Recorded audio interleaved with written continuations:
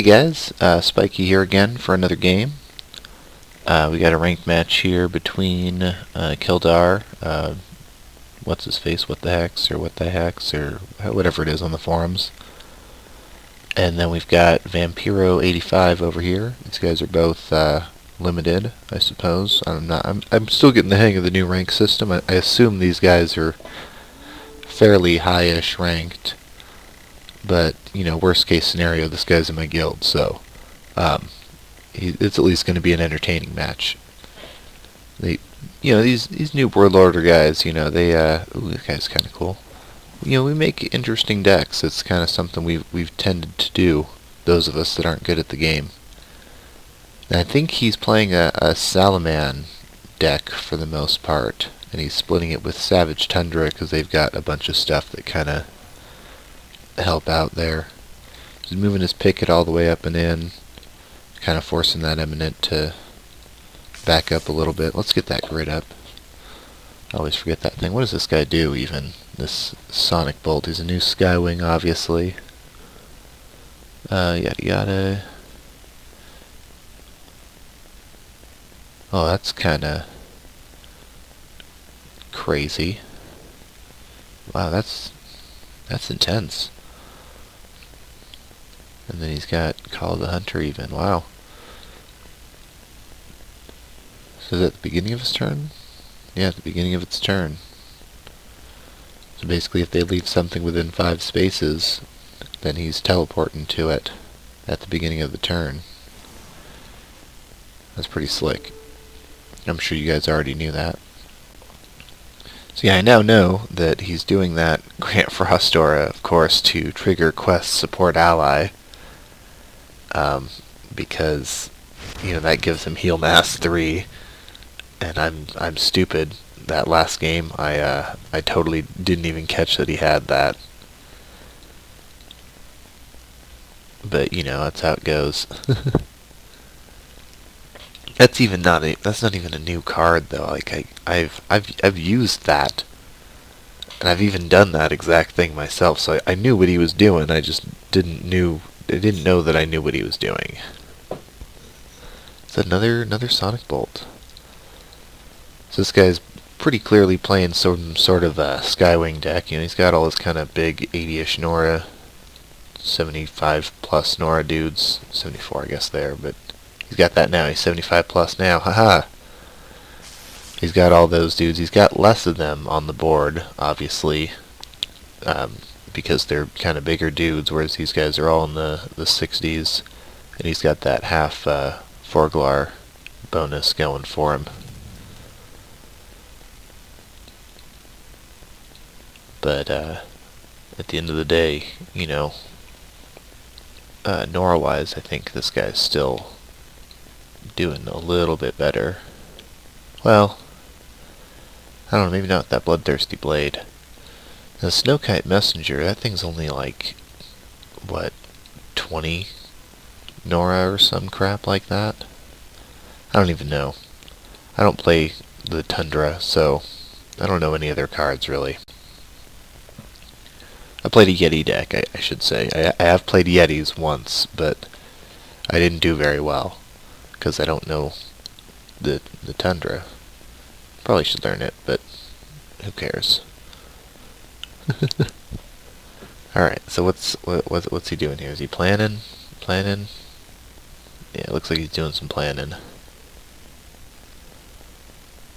Now I've noticed this guy, he's got kind of a similar problem to me in that, you know, he'll end up using all of his turn timer just actually trying to figure out exactly what to do, and it ends up being no bueno. He runs out of time. I mean, he's only got a few seconds here. There he is, grabbing the font. He can't get back in time. He would need some level of initiative. I think, though, the Dragon Flight. Yeah, he's lucky the next dragon he deploys can take that font back. So he didn't quite lose it.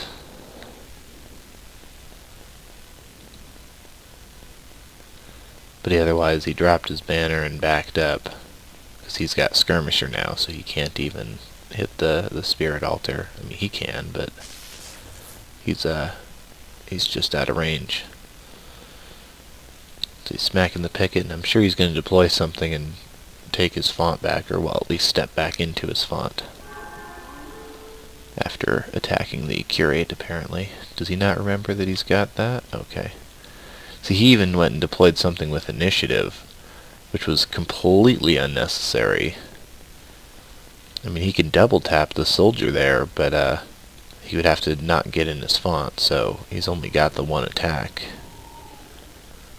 And he's got Surge Dragon, but he's only got 3 other dragons on the board, so it's not really going to be doing that much for him.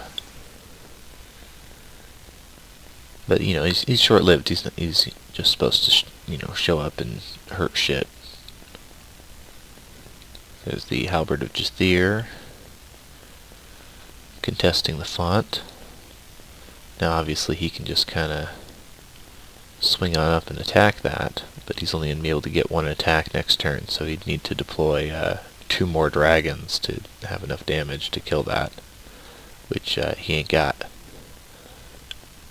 And in the meantime, you got the soldier here, kind of just hanging back. He's got precision too. Interesting. Yeah, he's moving his picket back, of course, because the eminent there. Now hold on. I thought he had range. Did it lose range from that? No. I could have sworn that the eminent was like 3 to 5 range or something. Or am I thinking of something else? I swear he was. Well, anyways, he's well out of the attack range of it now. Swap on that one. Interesting. That one's got Call of the Hunter, so it's a little different. Of course, he's going with the Grant reflexes, so that way, it will take a little bit less damage from the Sonic Bolt there. There he is. He's going to go and take out that banner there, which will nearly kill the picket, but not quite. He's close, but he's just not quite there. Meanwhile, apparently he's gonna go for the halberd. We'll have to kill it next turn. There is, he should have deployed that first, for the extra 2 damage, I suppose, but whatever. I would have deployed that and then moved him up to attack the soldier there, and then next turn deployed something else and one-shotted the halberd. That's what I personally would have done to kind of, save on attacks, if you will. But, that's only because I'm seeing that he has that card now, and I don't even know what other cards he has drawn. Maybe he doesn't have anything cheap enough that he can deploy. Who knows?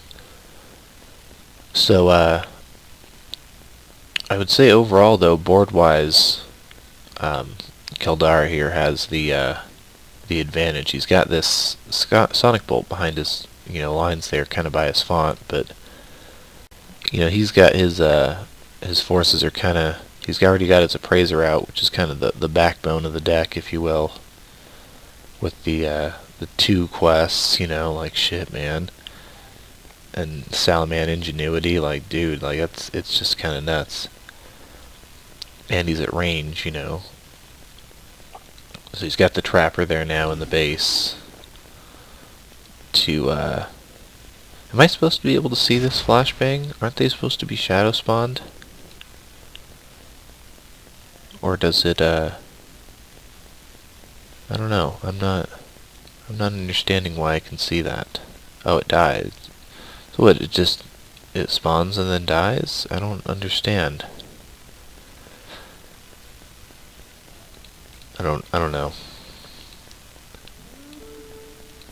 But I actually observed one of this guy's games a little bit before this, which is what all this, a lot of that chat there is. He was playing the same deck, and that kept happening then too. But it seems to still activate, I think. I don't know. Something happened and killed his Skywing there. Oh, Bloodthirsty Blade. Duh. So now he's got that halberd down. Got his font back. He's got the Neodrac there as well, defending it. So now suddenly he's got kind of better board placement. He's got both his fonts, or well, he's got the mid font and his font, because he kind of backed away from that mid font battle, as well as he's kind of harassing this font. But he also has all his forces kind of right here, and he can just wail on that thing. I mean, he does have combat awareness, but you know, all he has to do is actually target them. His flashbang, that's right. It didn't work because he has combat awareness. That's what happened there. Okay. Oh, and then there's that stupid minefield. I believe those relics are still considered real relics as well. Oh, only one of them that landed in the font though. So that's the that one's got provision utility. So it obviously got the detection there. That's what that is, for any of you guys wondering. Alright, so there he is with the Grant. Now he has Heal Mass. He can step up and step in and Heal Mass. Kabam! Solid heal there. Oh, Fahrenheit out. Teleported itself. So he's moving in now. He's moving in. Going for that side font. Now is this that's a ranger. Watch out. He's got warrior foe, but oh, there he goes, the coordination tower. Good deal. Which in turn, you know, of course, pumped everything's damage up a little bit that was in range of the appraiser. Ooh, he is hurting. But he's not quite hurting enough. He just is not hurting enough. I mean, he's gonna take some damage, and I think that Chard will kill him next turn. But at least this turn, it is not going to kill him. He's got one attack. Probably on that trapper. Possibly on the picket. He might move over and do that. Who knows?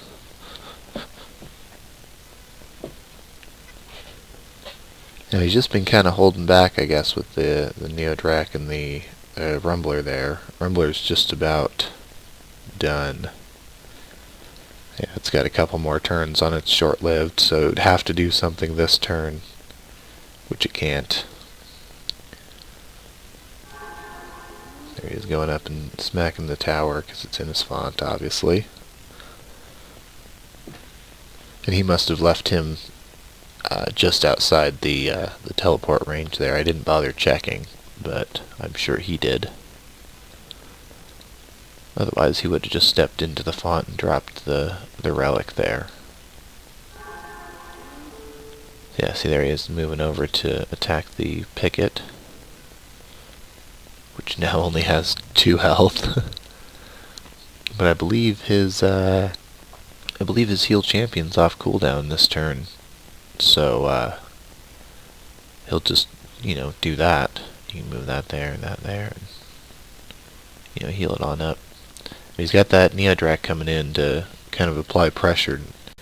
It's kind of a map-wise, it's a good matchup for Vampiro here because all his dudes are flying. So you can fly right over this, you know, this thick section here and this water section here that would otherwise be impeding, and you can just, you know, make a straight shot for the side font, which I believe is actually why Keldare there kind of really tried to push that side font early. But, you know, who knows? Now he is not taking damage. Draconic Sacrifice. I don't know what that is.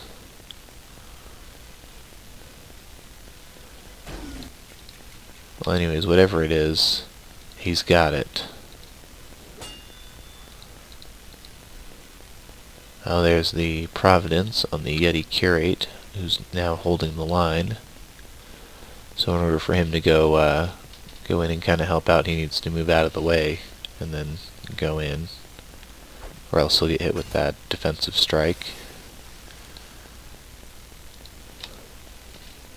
So he was throwing down the extra attacks, though, of course, so that it would pump up the damage to the soldier from encouraged on the coordination tower.